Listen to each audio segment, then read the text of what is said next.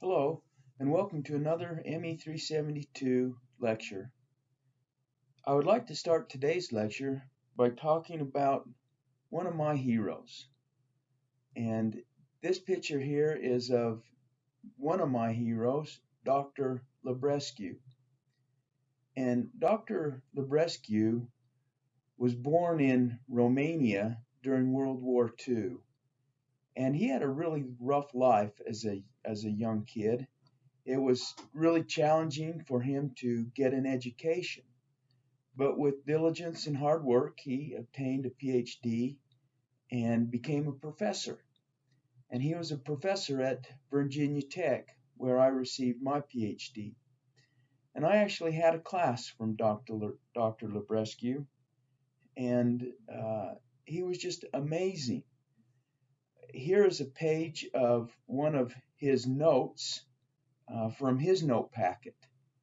So this is just a typical page. Everything was handwritten. This is page 25, and you can see that in the development of these equations, we're on equation number 58. Here's 60 and 61. And we were supposed to read through these notes and somehow understand this material. But the way in which Dr. Librescu taught, it was such that you did learn the material.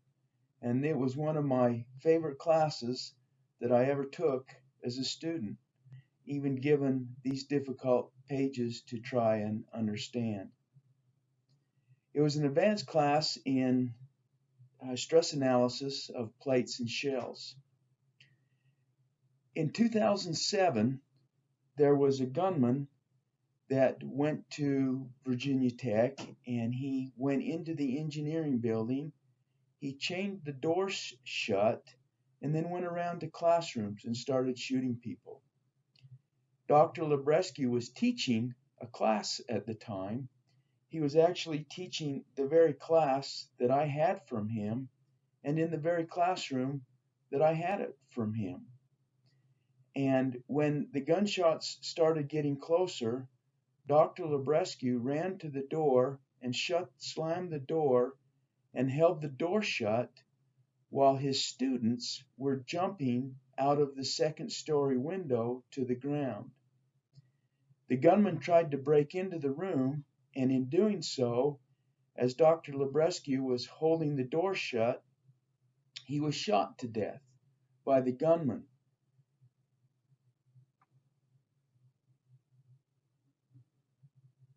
There's no doubt in my mind that that single act has landed Dr. Librescu to the exact place that I want to end up someday. I have the highest respect for Dr. Librescu. I love the man. I love what he stood for, and I love how he lived his life and what he did at the end of his life. I would strongly encourage you to read through this little history that was published about Dr. Librescu. And I would encourage you to try to be a Dr. Librescu. Try to be like him, follow his ideals, and learn from his examples. He's one of my great heroes, and I will never forget what he did for me as a student in the many times I was in his office for office hours, and how he taught me the mechanics of materials and stress analysis, and then what he did at the end of his life to try and protect his students with his life. Before we get into combined loadings, we need to define what we call a stress element, because we will use stress elements throughout the rest of the semester. And so it's important that you understand what we mean by the term stress element. So stress elements are a convenient way to visualize the stresses at a point in a body. A stress element is drawn with finite dimensions, but represents an infinitesimal point at a specific location. In general, stress elements are three-dimensional and are drawn as 3D cubes. However, in many machine design applications, and in most of those that we use in this class, because of the loading in geometry, the 3D stress state is reduced to a 2D stress state, and a 2D square can be used to illustrate the stresses. So for us, most of our stress elements will be in 2 dimensions.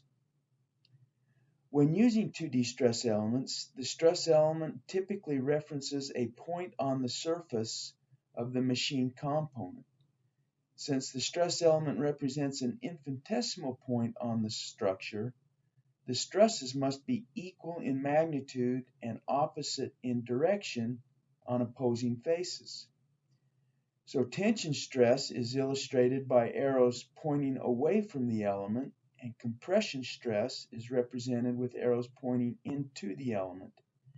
And shear stress is shown to act along the sides of the element. The figure below illustrates 3 stress states or 3 stress elements on a cantilever beam. Element A represents the infinitesimal point at the top center of the beam, indicated by the shaded region.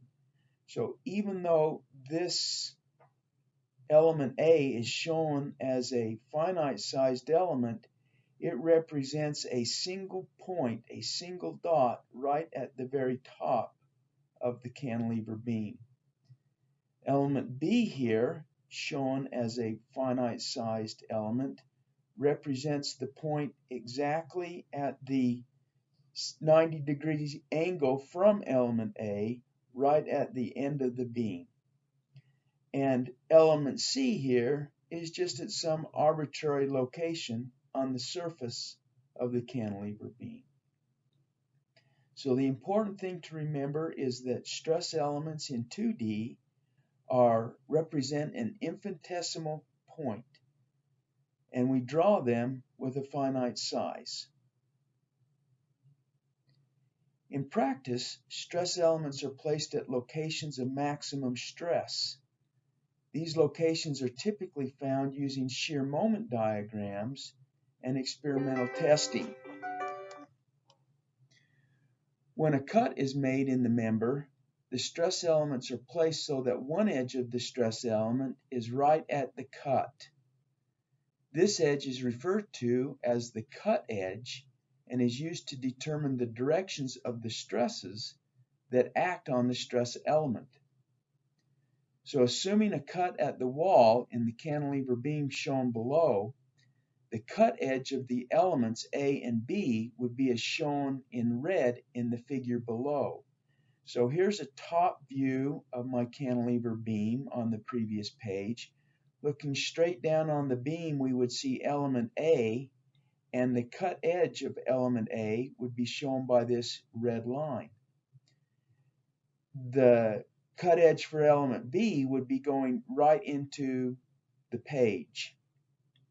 Here we're looking at a side view of the cantilever beam, and we see the cut edge of element B. So it's important when you draw a stress element to always represent what we call the cut edge. And the cut edge is where you make the cut. We're now ready to start one of the most important example problems of the semester. What we have here is a circular cantilever beam fixed back here at the wall. We're applying a transverse load of 550 newtons and an axial load pulling on it of 8,000 newtons. We're also applying a torque going around in this direction of 30 newton meters. The length of the beam is 100 millimeters, and the diameter of the beam is 20 millimeters. We've defined an x-axis coming along the length of the beam, a vertical y-axis, and a right-handed coordinate system then, putting our fingers in the direction of x, wrapping them into y would give us a positive z in this direction here. And what we have been asked to do is determine the stresses that act at the top point and this side point. So what we do is we go put a stress element up here on the top and a stress element that is 90 degrees away from that right here at the side. And what we've been asked to do is compute the stresses then that act on stress elements A and B and draw them on those stress elements. So to do this, the first thing we need to do is define the coordinate system. Then we need to determine the location, and the location here is at the wall, has been determined for us. Now what we do is we make a cut at the beam wall interface and compute the reaction loads. So if I turn this beam and look at it straight into the side, my x-axis is coming along here and my y-axis is going vertical, and I'm looking straight down the z-axis. Here's my 8,000 axial load. Here's my 550 Newton transverse load. And here's my 30 Newton meter torque. And what I need to do then is I've made a cut here at the wall. I need to find the reactions due to these applied loads. And we find reactions by summing forces and moments. So coming up here, I sum forces in the x direction, and that has to equal 0. And in the x direction on this member, I'm going to have a reaction force pulling on the beam this way, and the applied load pulling on the beam this way. So I have minus Rx, because it's going in the negative x direction, plus 8,000 equals 0. So my reaction force in the x direction is equal to 8,000 pulling in this direction.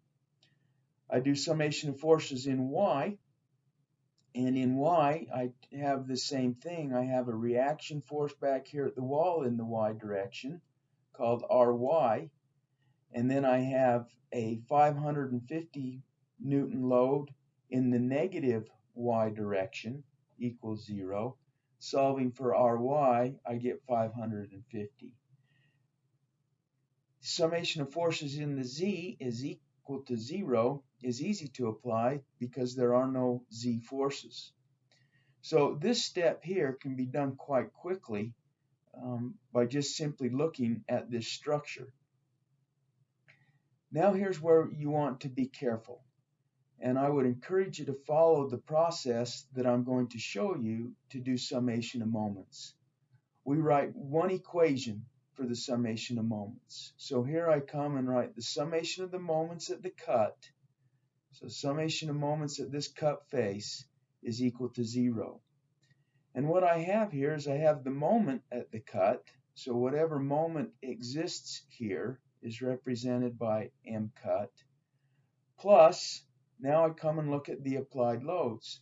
And I have this 30 Newton meter torque applied, and it's in the plus I direction. So we're going to use the unit vectors I, j, and k. And the unit vector I is in the x direction, the unit vector j is in the positive y direction, and the unit vector z, or the unit vector k, is in the z direction. So I, j, and k are the unit vectors in the x, y, and z directions. So this 30 Newton meter torque is in the I direction. And what I do is I put my thumb in the direction of the torque. So I put my thumb in the x-axis, and then my fingers wrap around in the positive direction. So this is a positive 30I. Then I just simply write R cross F. And this R cross F represents the moment generated by whatever moment is generated by these forces here. And I don't look at the detail of what's being generated there. All I look at is that there are forces at that point. and I simply write R cross F.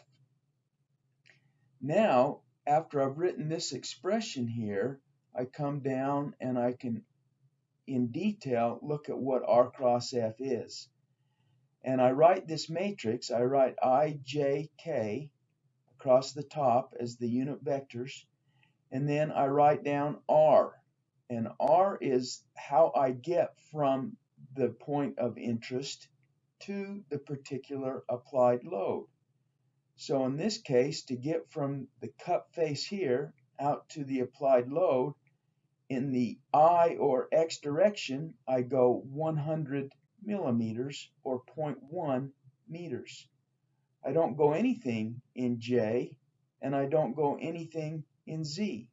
So this R is given again by how I get from the cup face to the applied load. And in this case, I go 100 millimeters in I, nothing in J, and nothing in K. And now I write down on the third line all the forces that exist at that point. And I have the 8,000 in the I direction. I have a minus 550 in the J direction, and then I have a 0 or no forces in the Z direction or the K direction. And now I evaluate this cross product. The way I evaluate this is a little bit confusing, so if you have your own way to evaluate a cross product, that's just fine. You don't need to follow my way here. But I am going to encourage you strongly to follow my way of writing one moment equation, writing it out like this, and then going and getting the details like this. I'll show you how I solve my cross product, and if you want to use my way, that's fine. What I do first is take the product of these three components along the diagonal, and I get this 0. Then I take the product of the J, the 0, and wrap around to the 8,000. And I take those three components and I get another 0. And then I take the K, wrap around, multiply it by the 550 and the 0.1 and get minus 55 in the K. So you take this diagonal plus these three terms plus these three terms. And then you go minus the entire quantity, and now you go up in the opposite direction. So we're going to start at the 8,000 and take the 8,000, the 0, and the K and get a 0. And then I take the minus 550, this 0, and the I, and I get another 0. And then I take this 0 times the J times the 0.1, and I get another 0. The nice thing about writing in the zeros is it's very easy for me to come back and check my math in determining this cross product. And from the cross product, I realized that my moment caused by the forces out here on this point is simply minus 55 in the K direction. So to get my reaction moment, I know that it's a minus 55 in the K, and so I come here and put my fingers in the minus K direction and get this moment coming out of the plane like this shown here. You'll note that this is shown as a plus 55 Newton meters, and that's because we need to take this minus 55 K, plug it back into my equation here in my m-cut equation, and then I need to solve for m-cut by hauling these terms to the other side of the expression. And when I do that, I get a minus 30i, so this is in the minus I direction, and a plus 55 in the K, so this is in the plus direction. So we went through this pretty methodically, but I hope you will follow that process in computing the reactions in your combined loading problems. Now what I do is just look at the cut end, and I can forget about the rest of the beam. And so I have my 550 coming up in this direction. I have 8,000 pulling in this direction. I have my 55 Newton meters in this direction and my 30 Newton meters in this direction. Now I want to determine the stresses on each stress element. To begin with, it might help you to write down all of your options. And my options are sigma equals F over A, sigma equals MC over I, tau is equal to VQ over IT, and tau is equal to TC over J. You'll note that I have not written as an option tau is equal to V over A. And that's because back here in my structure, I didn't have any point forces right along the wall. So I don't have any direct shear in this problem due to a shear force. So I come down here now and I start usually with my forces and I say, okay, what does this 8,000 Newton force do to me? And I look over at my stress options. And I know that this 8,000 is perpendicular to this cut face. So between this cut face that's going vertical here and 8,000, it's a normal. There's 90 degrees there. So it's pulling on that cut face of element A. As I draw element A, here's the same red line here that is shown as this dot here. And this 8,000 is pulling on that red line in this direction. It's pulling on it like that. So when I look at my stresses, that is this F over A, where F is the normal stress and A is the cross-sectional area. So sigma x here, I have this F over A term. Now I look at my next stress, or my next load, and my next load is this 550 Newton load pushing up in this direction. And when I look at this, I ask myself, is this an F? And it's not, because it's not perpendicular to the cut edge. Is it a moment? No. This is a force, not a moment. So it can't be MC over I. VQ over IT, is it a shear force? And it is trying to shear that off of there. But the shear force, if I draw my stress profile here, would be parabolic, largest here at the center and zero at these edges. And so with the force pushing up through the element, if the force punches through element A, the Q in VQ over IT is equal to 0. And so this 550 newtons does not do anything to the stresses at element A. Now I look at my moments. And if we look at this torque first, we know that the torque's not an F, the torque's not an M, and the difference being that the torque is twisting, where an M would be bending. The torque is not a V, so the only option is TC over J. And this torque of 30 Newton meters indeed causes a TC over J. And if I put my thumb in this minus X direction and wrap my fingers would be going up around element A in this direction shown here by this arrow. And once I've drawn one of those arrows, I can draw the rest of them. And so I know that I have tau is equal to TC over J. The torque is 30, and I can put in the geometric terms and compute the stress. The last load that I need to consider is this bending moment. And this 55 Newton meter bending moment is trying to bend this beam around like this. If I put my thumb in the positive Z direction and wrap my fingers, it's trying to bend the beam up like that.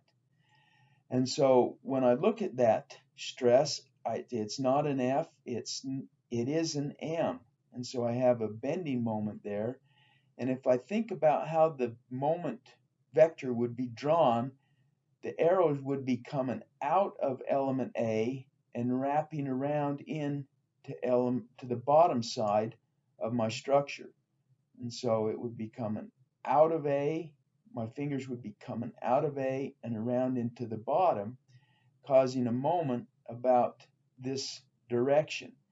And doing that puts me in the arrow pulling out of A, puts A in tension. So I have an MC over I here that will add to the P over A that we already determined. So those are the stresses that act on element A. Now for element B, we do the same process. We'll look at each one of these forces and moments and see how it affects the cut edge of the element. We have the 8,000 newtons pulling on it in a normal direction. So we'll have the same normal stress, sigma x is P over A and the 8,000. Then I look at what the 550 does. And this 550 is sliding right along the cut edge of element B. It's parallel with that red line on element B, following it straight up along that edge. And when that's the case, Q is maximum. And so we have tau is equal to VQ over IT. And for a circular cross section, that becomes 4/3 V over A. So down here, I know that this arrow is going straight up along this cut edge. And so that's one of these two arrows here going straight up along the cut edge. And then I can draw in the rest of the arrows. And this is the 4/3 V over A. I now ask myself what the 30 Newton meter torque here does. And again, it's going to do the same thing here that it did on element A. It's going to be a TC over J, and here's the TC over J term. Now I ask myself what this 55 Newton meter bending moment does.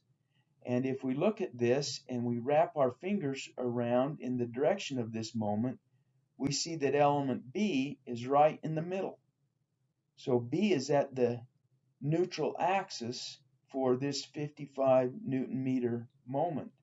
And so there is no bending moment on element B, and so this 55 Newton meter moment does not cause any stress on element B. So I hope you can follow this through and follow this example.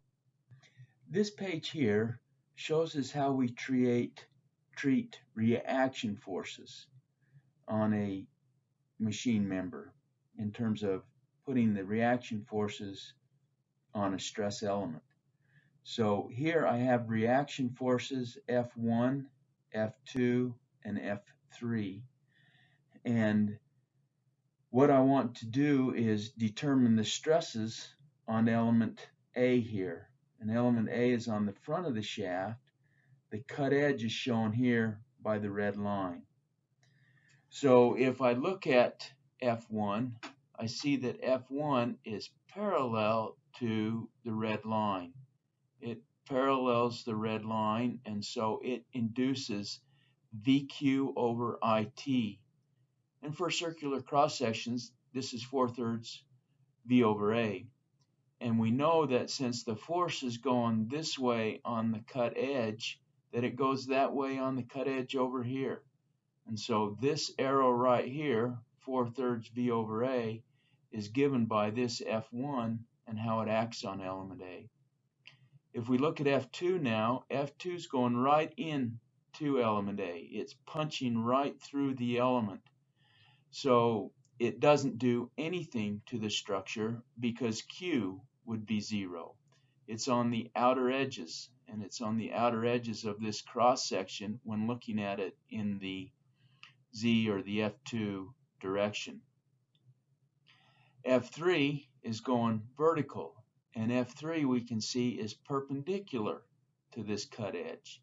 It's normal to this red line, and so it creates a P over A type of stress.